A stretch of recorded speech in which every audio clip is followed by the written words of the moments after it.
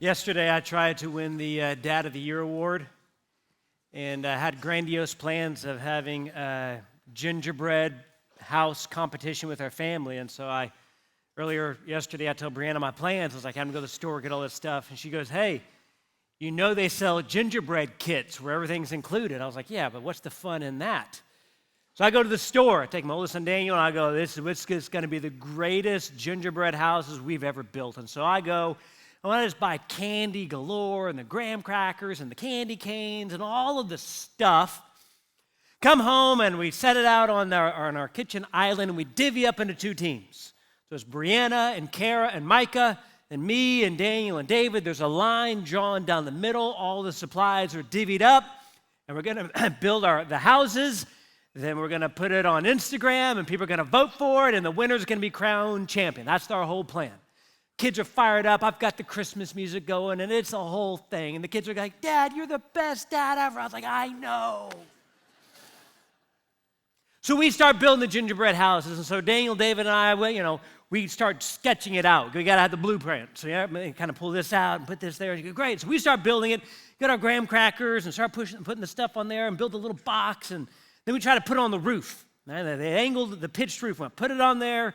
And we go to get some more candy, and that roof and the walls, it just begins to sink down. It's like, maybe I didn't put enough on there. So I put more on there, and right there, and then a minute later, it began to sink down. And I was getting a little irritated, and I look over at Brianna. She's having the same trouble as well. And I was like, well, this is good. And so I'm kind of frustrated. We're putting this on there. And then finally I go, what's the deal? And Brianna smiles. She goes, you got the wrong stuff. So what do you mean I got the wrong stuff? She's like, you got the marshmallow cream. I go, yeah, that's what you're supposed to use. She's like, no, you're supposed to use like the icing and frosting, the stuff that hardens up. The marshmallow cream, she goes, it's great for snow, but not for the mortar on the house. And it just began to sink. She goes, it's not going to harden up. And so we had a change of plans on our team. We built a flat roof gingerbread fort. So we started going that. Brianna, on the other hand, she takes the box the graham crackers came in, begins to cut it, makes like this engineered cardboard infrastructure, and then begins to build her pitched roof and Christmas cottage on that, and it looks awesome. Ours looked like a cube with a bunch of candy dumped on top of it. It's basically the way it turned out. Now, why do I share that with you? I share that with you because I went to the store, bought everything that I could ever want, and was still missing the most important thing that we needed to hold the whole thing together. You can have everything that this Christmas season has to offer, but still be missing the most important thing that you need. You can have all of the stuff that this Christmas season has to offer, the perfect song and the perfect dinner and parties and presents and vacations and maybe even snows on Christmas morning, and it's perfect. You can have all that the season has to offer and still not have the most important thing that you need. And what's interesting about Christmas is that it's really not just a single holiday that we celebrate, but we've turned it into a season. Now, I was thinking earlier this week, as far as I can think, it's the only American holiday that we've turned into a full-blown season. And so the day after Thanksgiving, and it's Christmas music, you buy the Christmas tree and the lights and all that stuff, and some people do that before Thanksgiving. We won't talk about them today, but after Thanksgiving, it starts all the way. So it's a month-long celebration with all of the expectations and red and green and parties and cookies and all of that stuff. And I begin to think there's really no other American holiday that we celebrate for an entire month. So it's not like mid-May you start playing patriotic music for July 4th. Right? It's not like, at the end of school, it's like, hey, are you getting out the red, white, and blue? It's like, no, I got another month till that happens. And so Christmas, for whatever reason, we've turned it into this massive season with all sorts of traditions, and we try to find nostalgia and happiness and all these things. And when you think about Christmas, we put so much on it that Christmas magnifies things in our life for the better or for the worse. And so if it happens during that Christmas season, it's either amazing or it's awful, but it's heightened because of Christmas. So if you lose your job in March, That stinks and that's bad, and you're going to have to find another job. But if you lose your job in December, it's Christmas time. I can't believe I lost my job. It's Christmas time. If you get engaged in June, that's great, and congratulations, you'll post a picture and all that stuff. But if you get engaged in December, it's magical. Right? Things that just happen, that just seems to be magnified for the better or for the worse. And so we begin to look for things during this Christmas season. The problem is that if the Christmas season is only a feel-good holiday, then when the season is over, the good feelings go away. And you're left with the same problems on December 26th as you had on December the 1st. And so you can have everything that the Christmas season has to offer and still be missing the most important thing. In this Christmas season, I really hope that you find the thing that you're looking for, the thing that provides the lines in the song that we sing, the peace on earth, the thrill of hope, joy to the world. I hope that you find those things this Christmas season. But if you haven't found them, or if you haven't found them in Christmas seasons past, there may be a couple of reasons why. If you got a Bible, grab it. Go to Matthew chapter 2. Matthew chapter 2, we're going to look at a story of some gentlemen that are very famous in this Christmas story, that were searching, that were looking, and they found the most important thing. Matthew chapter 2, verse 1. Jesus was born in Bethlehem in Judea during the reign of King Herod. About that time, some wise men from eastern lands arrived in Jerusalem asking, "Where is the newborn King of the Jews? We have seen his star as it rose, and we've come to worship him." King Herod was deeply disturbed when he heard this, as was everyone in Jerusalem. He called a meeting of the leading priests and teachers of religious law and asked, "Where is this Messiah supposed to be born?" "In Bethlehem in Judea," they said, "for this is what the prophet wrote." And they quote the prophet Micah. "And you, O Bethlehem, in the land of Judah, are not least among the ruling cities of Judah, for a ruler will come from you, who will be the shepherd for my people Israel." Then Herod called for a private meeting with the wise men, and he learned from them the time when the star first appeared. Then he told them, "Go to Bethlehem, search carefully for the child. When you find him, come back and tell me so that I can go and worship him too." Just stop right there. Let's talk about some facts and then some myths or traditions about the wise men. The wise men, the Magi, you're familiar with them. You've seen them at the nativity scenes. You probably, maybe you've heard a sermon about them before. But these are wise men. These are Magi. We know that they were here at this time, but not at the traditional nativity. They were not there with the shepherds the night that Jesus was born. You're going to see later that they come, it says when Jesus was a child, probably around 1 or 2, and they enter a house. They don't enter a stable with Jesus in the manger. So they come later. They are not there the night that the shepherds are there with Mary and Joseph. Now, being a preacher, I'd like to make sure that our house is theologically correct. So it's my job every year to set up our nativity scene. We set up on the dining room table. I put Jesus, Mary, Joseph, shepherds, and then I put the Magi over here at the end. And I just figure, make sure they're at the east, right, coming this way. And Brianna walks in, she goes, "Are you serious?" I was like, "Babe, they weren't there technically the night." She goes, "But it's the center of the table." So she slides the wise men over, and I just put an asterisk, not theologically correct, all right? So they come a little bit later.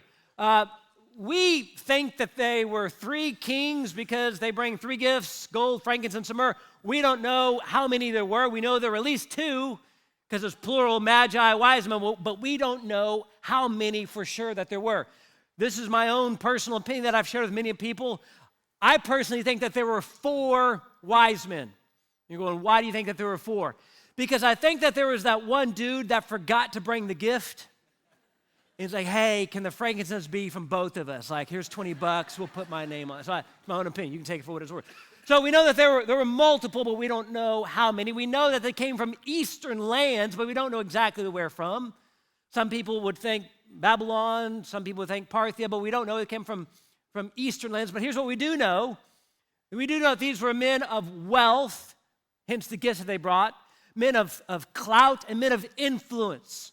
So when they roll into town asking questions, not only is the king disturbed, but it says everyone in Jerusalem is disturbed. So when these men ask questions, when these men speak, people listen. And not only do they listen, but these men get a private meeting with the king. So these are men of clout, men of influence, men of wealth. From the outside looking in, they would seemingly have everything that life has to offer. Wealth, influence, power, clout, to roll into a town and people pay attention to them to get a meeting with the king. They would have everything that essentially life would have to offer, yet they are still looking. And they find what they're looking for. Look at verse 9. It says, after this interview, the wise men went their way, and the star they had seen in the east guided them to Bethlehem. It went ahead of them and stopped over the place where the child was. When they saw the star, they were filled with joy. They entered the house, saw the child with his mother Mary, and they bowed down and worshiped him. Then they opened their treasure chests and gave him gifts of gold and frankincense and myrrh. When it was time to leave, they returned to their own country by another route, for God had warned them in a dream not to return to Herod.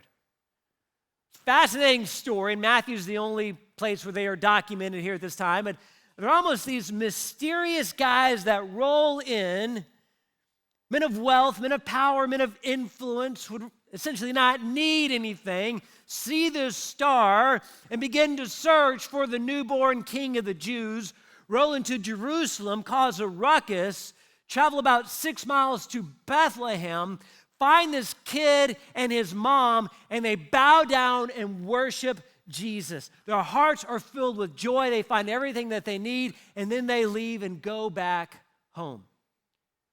Essentially had all that life had to offer, but kept looking for the thing that they needed the most. This Christmas season, you may have all that the season had to offer. All the songs, all the parties, all the food, all the nostalgia, the feel-good, the happiness, but still be missing the most important thing that you need. That peace on earth, the thrill of hope, the joy to the world. If you find that you're still missing that this Christmas season, let me just pose a few ideas as to why you may be missing it. I want you to go back and I want you to look at verse 9. And here's what's fascinating. It says, after the interview, the wise men went their way.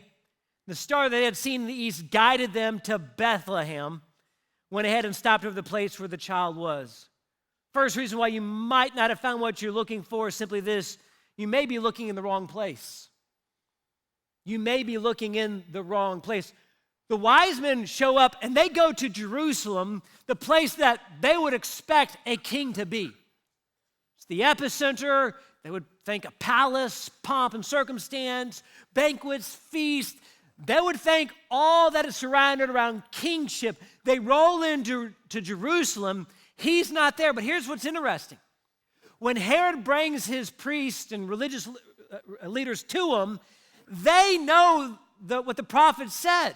Like they quote Micah to King Herod and go, hey, in Bethlehem, the wise men go on their way, and Herod nor any of his officials would go 6 miles to see this newborn king. They tell the wise men, hey, you go, and if you find them in Bethlehem, then come back and tell us. And the wise men go. They roll into Jerusalem, not finding what they're looking for, and go to Bethlehem, roll into a house. There's a kid and his mom, and they found the newborn king. In this Christmas season, if you haven't found the most important thing that you need, you may be looking in the wrong place.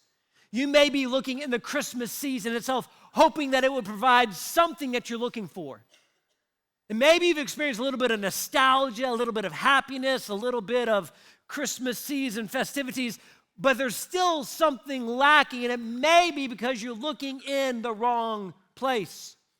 You're looking in the perfect song, in the perfect meal, in the perfect family gathering.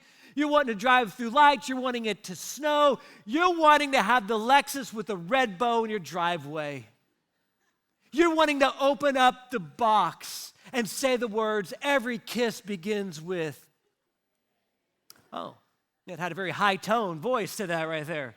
Every kiss begins, you're wanting that, you're going, because if I can experience that, if I can find it there, then I think I'll find that peace.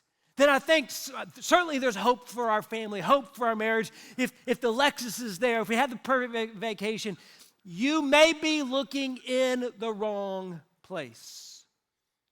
Because if you're wanting that peace on earth, you're wanting the thrill of hope, you're wanting to experience that joy to the world, it's found in one place. It's found in the person and work of Jesus Christ. What's interesting is the Magi, they met two kings. One king had a palace and had power, and the wise men left.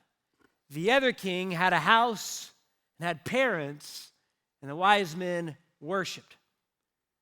They roll into Jerusalem expecting to find the newborn king, and instead they wind up in Bethlehem at a house with an obscure couple and this little kid, and all of a sudden they realize this is what they've been missing. All the money, all the power, all the influence to get a private meeting with King Herod, and they roll into this house and they experience joy. They fall down and worship. If you have not experienced joy or peace or hope that you're looking for, it may be because you're looking in the wrong place. And you might be looking in that exact same place every Christmas season. Because you're thinking, this season, it'll be different. We're in a bigger house, our family's better, we've got more money, we're in a different location. This time, it'll be better. And all of a sudden, December 26th rolls around, it's the same problems, and you don't have the hope, the peace, the joy you're looking for, and it may be because you're looking in the wrong place. Change where you look and find what you're looking for in the person and work of Jesus Christ. A few weeks ago, it was Friday night. All of our kids are upstairs in a little game room, and they're watching some movie, some Friday night movie, the four of them. And I walk into the house, and I have that unbelievable smell of popcorn overwhelm me. Now, I love the smell of popcorn. Hate the smell of burnt popcorn, I think we all do, but love the smell of like fresh popped, buttered popcorn. And it's like, oh my goodness. And you know, where your taste buds begin, salivating and all that stuff. So I go looking for popcorn. And I go to where I think every normal family should keep popcorn, in the pantry. So I open up the pantry and I'm looking for the popcorn. I see cereal and I see peanut butter. I see all that. I don't see popcorn, but I smell popcorn. So I close the pantry door and I holler up. I go, hey, where's the popcorn? It's dead silent. Then there's this reluctant answer from Daniel. It's in the cabinet above the refrigerator. It's like, who keeps popcorn in the cabinet above the refrigerator? Like, nobody in their right mind does that. So I go to the refrigerator, you kind of reach up there, and I open up the cabinet. Y'all, I didn't just find popcorn. I found granola bars and chips. It was snack heaven. Like angels sang when I was like, oh, like that. I was like, what? And I holler back up there. I go, hey, why is the popcorn in the cabinet above the refrigerator? Dead silent. And then reluctantly he goes, Mom keeps it up there to hide it from you.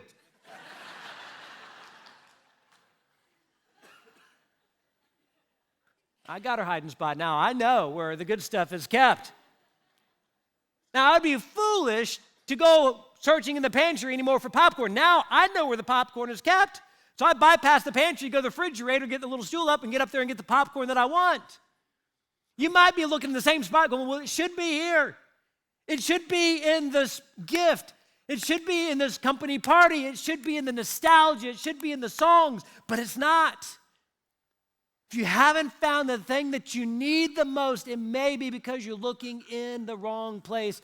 In this Christmas season, I hope that you begin to look in the person and work of Jesus Christ. You begin to study who he was and how he lived and what he did for you. Then and only then will you find what you're looking for.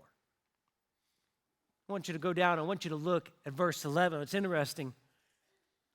As the stars stopped and what happened when they found Jesus. Verse 11 says, they entered the house and saw the child with his mother, Mary, and they bowed down and worshiped him.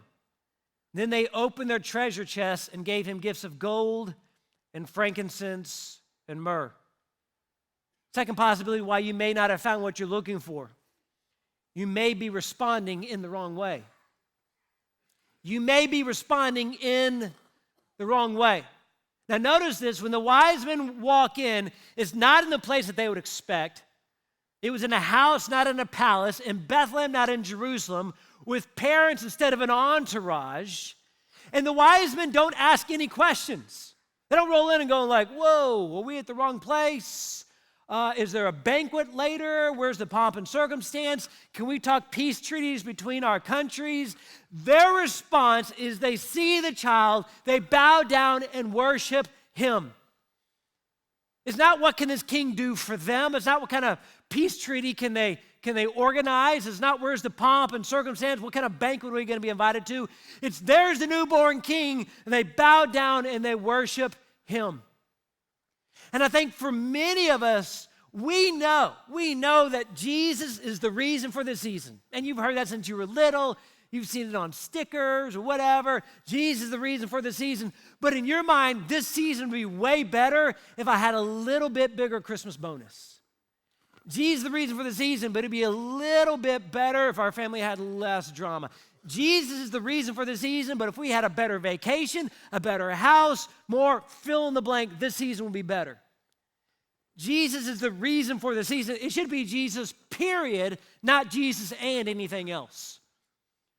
And so I think for many of us, we know we've found Jesus, but it's like, yeah. Jesus is a nice accessory to my Christmas season.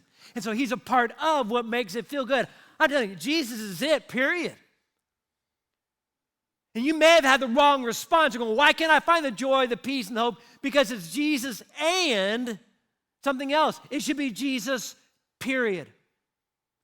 I don't know if you know this, but 99% of the stuff that you read from me, from this church, like whether it's an email or it's a letter or something on a website, 99% of the stuff that you read goes through our communications director.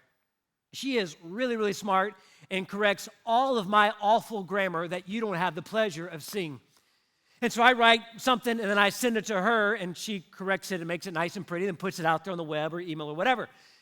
And so just what I've done forever is I use semicolons an awful lot. You're going, why? Because here's my theory on a semicolon. I don't know whether this sentence should like have a period or a comma, so I put a semicolon because it's both. And you get to choose if that's a period or a comma. It's like a multiple choice sentence, all right? It's the way I look at it. You laugh. You think I'm joking. Yeah. So, but you know, when there's a semicolon, it means the sentence can go on. And so I think for many of us, it's Jesus, semicolon, because it could continue on. I'm going to tell you, it's Jesus, period. When they find Jesus and they go, okay, great, we got Jesus. Now let's go figure out what else we need. Let's go, no, we've got it. The King of Kings. Their hearts were filled with joy, and they go back because they had found what they were looking for. When you find what you're looking for in Jesus, stop trying to add to it. Stop trying to add to, well, yeah, it's Jesus, nice accessory, and then some other thing. The reason we celebrate the things that seasons revolve around is the person and work of Jesus Christ. And so the reason you may not have found what you're looking for is your response may be wrong. When you find Jesus, you find all that you're looking for and stop trying to add to it. I don't know if you've ever said this, like if you've ever misplaced your car keys or the TV remote or whatever, and you hunt through your house, right? You're tearing them apart, you can't find your wallet or whatever, and you find it, right? You find your car keys, you find your wallet, you find the TV remote. You ever said the phrase, it's always in the last place you look. You said that phrase before? You've heard that phrase? Whenever I'm going, yeah. Because if you kept looking after you found it, you'd be an idiot. I found my wallet. Let me keep looking for it. You're like, wait, what? I found my car keys. It's in the last place you look. Yeah, because once you find it, you stop looking. You think about it, you're going, oh, yeah, it's true. When you find Jesus, stop trying to add to it. When you experience his love and his grace and his forgiveness, Jesus should be enough for your life. It's not Jesus. Now, what else does the season have to offer? Your response may be wrong. And walk in. Now, don't begin to ask questions. They don't begin to negotiate between the two countries. They don't begin to ask, where's the banquet, where's the pomp and circumstance. They see Jesus. It's what they were looking for, and their response is to bow down and worship him.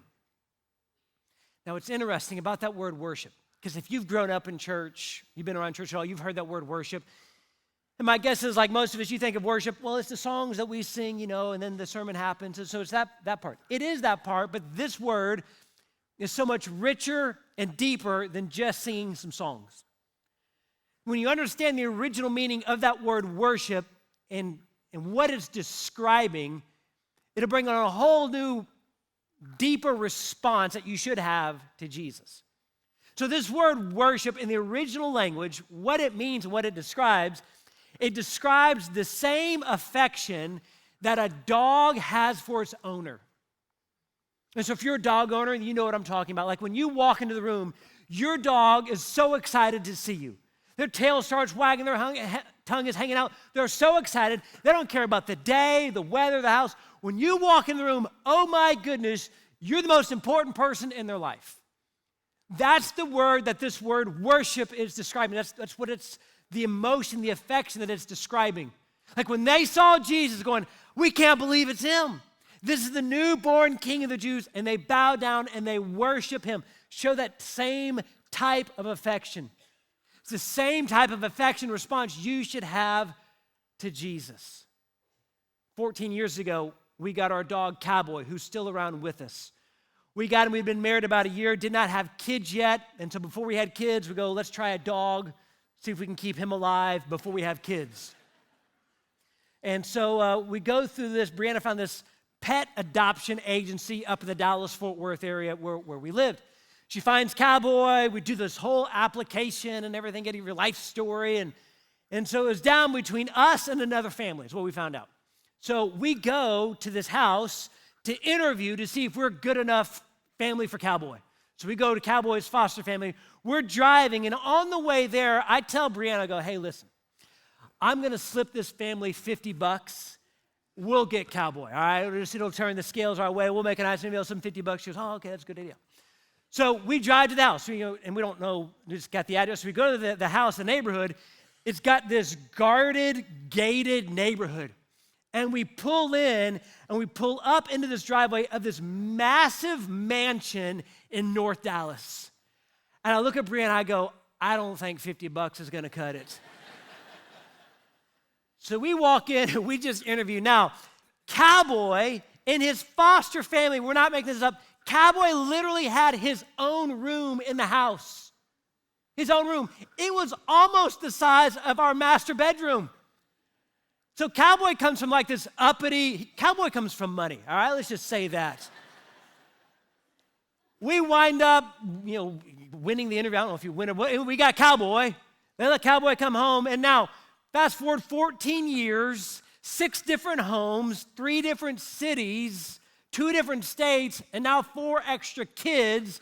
When you walk into the house, Cowboy is still fired up to see you. Little tail starts wagging, his eyes, his tongue hangs. He's happy to see you. He went from his own room in a mansion to a little teeny tiny dog bed in the corner of our room to different homes. Because see, for Cowboy, it really doesn't matter the size house that he lives in, the state that he lives in, how many people are around. When you walk in the room, you're the most important person. It's the same way it should be your reaction to Jesus. It doesn't matter the house you live in, how big a Christmas bonus you give, what kind of presents you got, what kind of vacation you're going on. What matters is that it's Jesus. And oh my goodness, it was Emmanuel, God with us. That's the response that we should have. So Jesus is not an accessory to the Christmas season. He is the focal point. He is the only reason that we should be excited with hope and peace and joy. And when you begin to think about Jesus and what happened 2,000 years ago on that very first Christmas morning, it's not an accessory. It's not something to add to the season. It is the whole point of Christmas. And the response should be not just Jesus and, it's Jesus, period. And worship should follow. So this Christmas season, You can have all that it has to offer, but still not have the most important thing that you need. And so here's what I would hope for you this Christmas season. And I don't know whether this is a good Christmas season or a bad one. I don't know if you got more money or less money, better family situation, worse family situation. I don't know if you're married or divorced, employed, unemployed, whatever. But here's what I hope for you this Christmas season, simply this, that you would find Jesus and let him be enough. I just want for you this Christmas season that you would find Jesus and let him be enough. Stop looking for all the hope and joy and peace and all the other extracurricular things that the Christmas season has to offer. Find Jesus and let him be enough. And if you would do that, then I promise you, this Christmas season, you would find and have everything that you could ever want and need. I'll finish with this, and I want you to do me a favor and go back in time with me for a minute. In your mind, I need you to go back in time to your very first Christmas memory. Fast forward or rewind all the way back to when you were a kid. Very first Christmas memory that you can recall. Maybe for some of you, it was this amazing, nostalgic Christmas moment. For some of you, it may have been more of a nightmarish moment, but that very first Christmas memory that you can recall. For me, what I remember very, very early on were Christmas Eves with our family. So my dad was a preacher. I grew up a preacher's kid, so Christmas Eve was spent at church. We do the whole church thing, and then we'd go to my grandparents' house. Now, my grandparents have long passed away. But I remember going to their house on Christmas Eve and opening up gifts. And I remember we got to sit in the fancy living room. I don't know if your parents or grandparents had something like that, but it was a room we could only use like twice a year. So it had like the good couch and the good chairs, and that's where the Christmas tree was at. And my grandpa would always sit in his same little rocking chair, and he would hand out the gifts. And that was my first Christmas memory. So you think about yours when you were a little kid. Now, I want you to fast forward all the way to now. And just kind of at a high rate of speed, think about all the different Christmas seasons you've rolled through. And my guess is, from that very first one until now, a lot has changed. Traditions, locations, people sitting around the family dinner table, people sitting around the Christmas tree. Income may have gone up, income may have gone down. A lot of different things have changed for you from that very first Christmas till now. You've grown up, maybe you've had kids of your own, grandkids of your own, great-grandkids of your own. Loved ones have passed away. Family drama has ensued. Family drama has found some sort of peace. But through the highs and lows, your Christmas seasons have changed. And they will continue to change. But the one constant, not just for your Christmas seasons, but for the past 2,000 Christmas seasons, has been the focal point. Like for the past 2,000 years, Christmas seasons have changed and traditions have changed. But the reason we celebrate, the focal point of Christmas has not. The fact that Jesus was born, not just as another kid, but as Emmanuel, God with us. And when the wise men walked in and saw him, it wasn't the place that they expected. Certainly wasn't in the palace with all the pomp and circumstance that they expected. But they see Jesus and they worship him because in Jesus, they found everything that they ever needed. Let me pray for us. With every head bowed and every eye closed, I would just take a minute right now, and I don't know what this Christmas season is like for you. Maybe it's amazing. Maybe it's awful. Maybe it's somewhere in between. Maybe you're not quite sure. But between now and like the next week and a half, a lot of things are going to be happening, a lot of schedules, a lot of expectations. I would just take a minute and go, you know what? The Christmas season is great. Nostalgia is great. Fun and happiness are great. And the parties are great. But you really want to find joy. You really want to find peace. You really want to experience hope this Christmas season. It's found in one place, the person and work of Jesus Christ. And maybe you've known that, but you've added a semicolon after Jesus and going, well, it could continue on if I needed to. And maybe today you just need to go to Jesus, period. Now, whether I'm employed or unemployed, Whether things are great or not great, this Christmas season, you can have everything you ever need if you find it in Jesus and let him be enough. And so I'll just take a minute right now and begin to work in your own heart, go, man, I've allowed the Christmas season to be the focal point rather than Jesus. Or when I found Jesus, it's really based off of my circumstances.